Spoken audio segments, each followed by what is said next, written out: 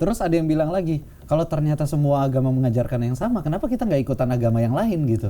Enggak, sama-sama mengajarkan kebaikan tapi kebenarannya berbeda. Oh, oke. Soal kebenarannya kebaikannya berbeda. sama tapi kebenarannya yang berbeda gitu. Oke. Kebenarannya berbeda kan, konsep Tuhannya, kitab sucinya, ibadahnya, nabinya juga berbeda. Oke. Tapi ternyata ketika kita telusuri, agama itu mengajarkan kebaikan semua gitu. Gak ada yang agama misalnya kalau Anda ketemu dengan orang berbeda agama, pentung dia. Nggak ada gitu. Jadi ya udah gitu. Itu fans club kayaknya. Bukan. Jadi akhirnya agama itu kan soal hati. Iya. Intinya kan tadi kita bicara bukan soal pikiran utamanya, soal hati. Sehingga nggak bisa kita memaksakan agama. Makanya Quran bilang la ikraha fiddin, tidak ada paksaan dalam agama.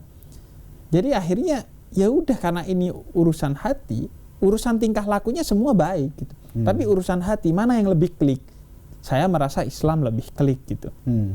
Kemudian pendeta Yeri merasa kliknya dengan Protestan. Ya udah, jalani masing-masing. Menurut saya musuh semua agama adalah mereka yang memeluk agama tapi menjadi pribadi yang buruk. Yaitu mengkhianati nilai-nilai agamanya. Karena gini, saya sering katakan bahwa cinta itu tidak punya agama, tapi semua agama mengajarkan tentang cinta. Jadi umat beragama yang menjadi musuh kita bukan yang berbeda agama, tapi yang mengkhianati nilai-nilai cinta kasih itu. Karena cinta kasih itu adalah nilai semua agama. Nah, terakhir untuk nutup obrolan kita, kan Anto punya buku tuh, Tuhan Ada di Hatimu. Iya. Nah, itu sebenarnya bukunya tentang apa? Iya, itu buku baru saya, judulnya Tuhan Tak di Ka'bah, Tuhan Tak di Vatikan, dan Tuhan Tidak di Tembok Ratapan. Tuhan Ada di Hatimu. Jadi sejatinya Tuhan itu bukan di Ka'bah sebagaimana keyakinan umat Islam. Ka'bah itu kiblat sholat saja yang ditunjuk oleh Allah. Iya. Orang Kristen meyakini Vatikan, enggak. Tembok ratapan menurut orang Yahudi, enggak. Aslinya Tuhan itu ada di hati. Kita mau haji 10 kali, mau umroh setiap tahun dan setiap bulan, mau haji setiap tahun, tapi kalau nggak pakai haji, itu hajinya nggak akan diterima oleh Allah. Nggak pakai hati? Nggak pakai hati. Okay. Kalau nggak pakai hati, dia nggak akan pernah mabrur. Dia mentok dapat gelar haji saja untuk disombongkan ke tetangganya. Dan gelar haji itu palsu, karena tidak mabrur. Jangankan gelar hajinya, oleh-olehnya itu rata-rata palsu. Karena belinya di Tanah Abang. Iya. Dia bilangnya saya beli di Jeddah ini. Aduh, pantas antum jualan oleh-oleh haji ya. Gitu. Iya. Jadi gitu.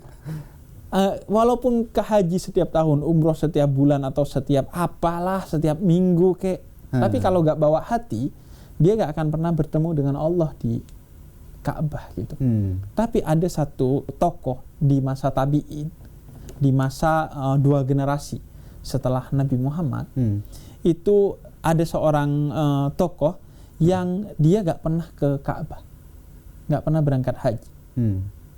Dia selama 30 tahun menjadi tukang sol sepatu yang biasanya lewat di depan rumah kita. Sol sepatu. Nah, itu kerjaan dia. Dia tukang sol sepatu, tukang jahit sepatu yang rusak. 30 tahun habis dimakan hasil pekerjaannya, tapi bisa lah nabung dikit-dikit sampai 30 tahun cukup untuk berangkat haji.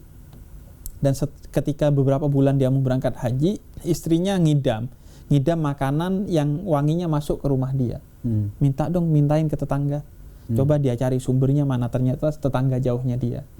Dia masuk, ternyata orang itu kata yang muncul perempuan tua umur 60-an tahun. Saya minta makanan kamu dong sedikit aja agar istri saya selesai ngidamnya gitu. Kata dia gak bisa karena makanan ini halal bagi kami, haram bagi kamu. Waduh, ini kesesatan apa lagi? Kemudian kata, kok bisa, kata orang ini. Kemudian kata perempuan ini, karena makanan ini sebenarnya adalah bangkai dari kerbau. Bangkai itu kan haram dalam Islam. Tapi halal bagi saya karena gak ada makanan lain bagi saya. Jadi dia dan 6 anaknya, ternyata dia seorang janda dengan 6 anak yatim. Ya Allah. Yang gak punya makanan untuk dimakan hingga harus makan bangkai. Akhirnya orang itu menangis, dia pulang, ambil semua dana hajinya, dia berikan ke wanita ini. Agar dia bisa makan dan hidupnya menjadi sejahtera. Oke.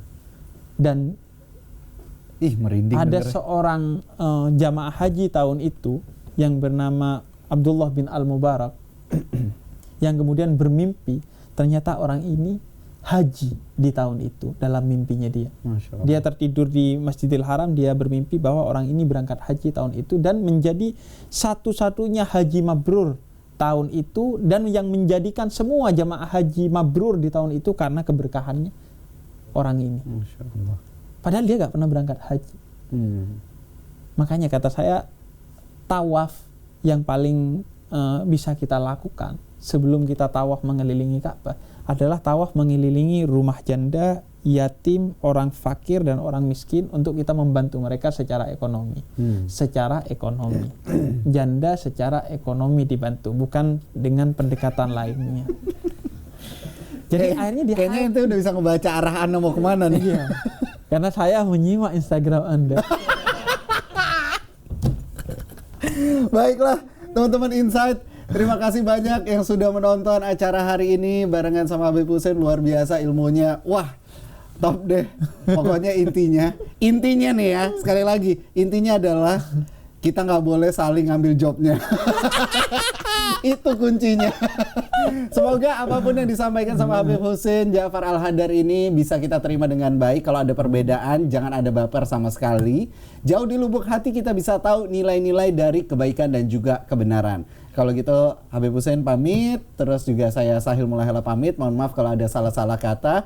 Talata Ibnan Wahid. Wassalamualaikum warahmatullahi wabarakatuh.